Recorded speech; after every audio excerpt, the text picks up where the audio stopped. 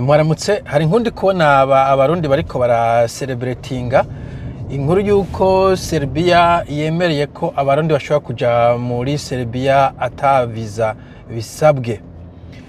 Bo umengo iyo systeme yari ihari uko navyumvise, abarundi baca baragenda bashitseyo baca aho kuguma muri Serbia baca bigira mu bihugu vy'Iburayi biteye imbere. Kuko nibaza ko Serbia kumbure atari igihugu nubwo kiri Burayi kiteye imbere, donc kiri mu gace bita ngo ni Europe de l'Est muri kahise. Novuga ko vyari c'est pas sinuze ko novuga ko vyara communiste mugabo cyari muri Yugoslavia, kirigaburamo bibiri. Hanyuma donc ivyo bihugu ntabwo vyateye imbere nk'ibihugu byo muri Europe de l'Ouest, Ubufaransa, Ububirigi n'Ubudagi, nubwo navyo nyene ubu situation ziriko zirunyuka. Alors ico gihe ngo abarundi baragenda bagaca bayigira inzira yo kuja mu bindi bihugu, na cyane cyane ndibaza Ububirigi. Hanyuma baca barabihagarika kubera arumva habayemwo abuse. Sinzi impamvu Serbia yarondera abarundi, sinzi ko hari yubuzi abantu muri Serbia mumbwira. Hari umuhungu neza kubona ariko arakora ama video muri Serbia ngo akazakora, mumbwira ubuzi buhari. Je nibaza ko atari igihugu giteye imbere cyane, ariko kumbure kiraruta Uburundi.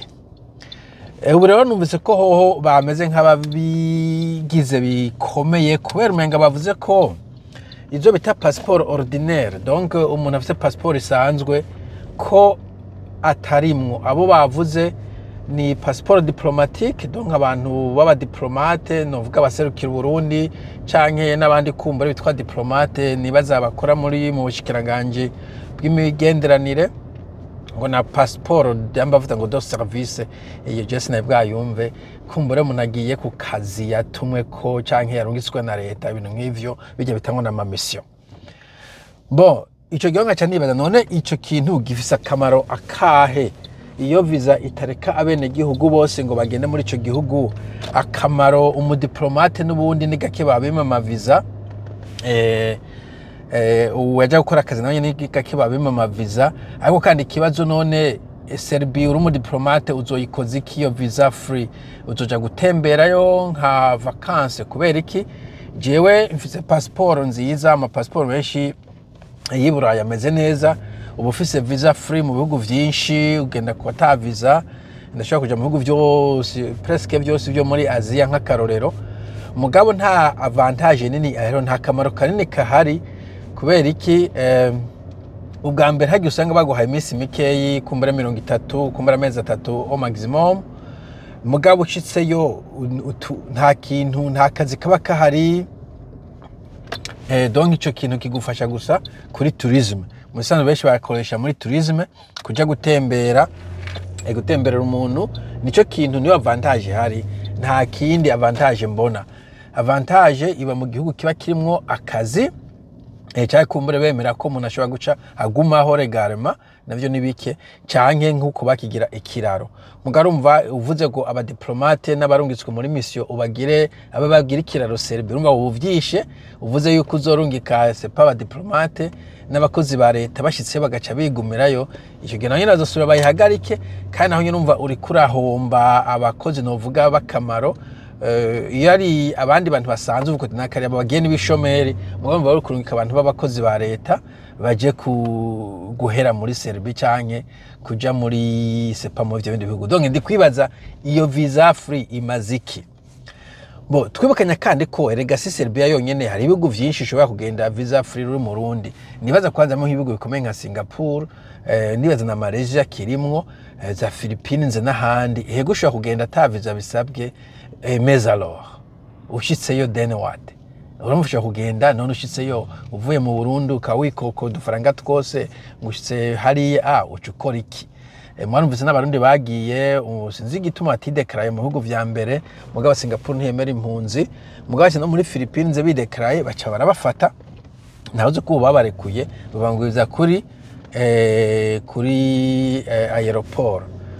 Sinzi kumbure iyo binjira mu gihugu bakabanza bakitwa abaturiste hanyuma bakidekara mu nyuma. Sinzi ko vyagenze ukuntu abantu bidekarara, ariko ndi kukwereka yuko mu bisanzwe nta nyungu nini irimwo kuvuga ngo wowe uri ngo wagiye mu gihugu iki n'iki.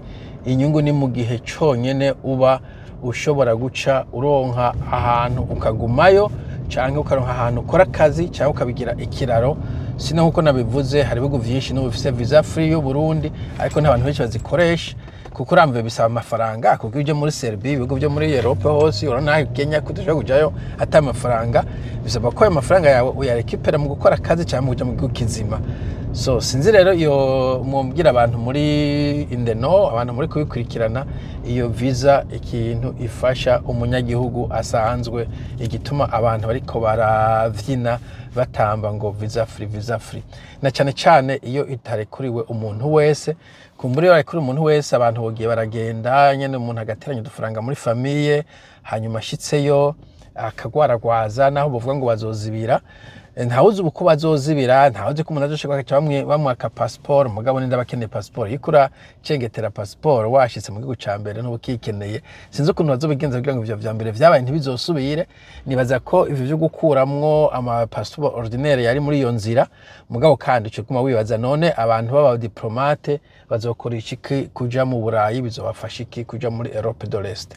Je ne sais pas. Simba ko mu vyumvira je nuvumenga nta kintu kinini bizokungura, kandi ko atari bishasha, ko ari ibindi bihugu vyinshi ufise visa ushobora kuja visa free. Mugabo ikibazo ni ushitseyo then what?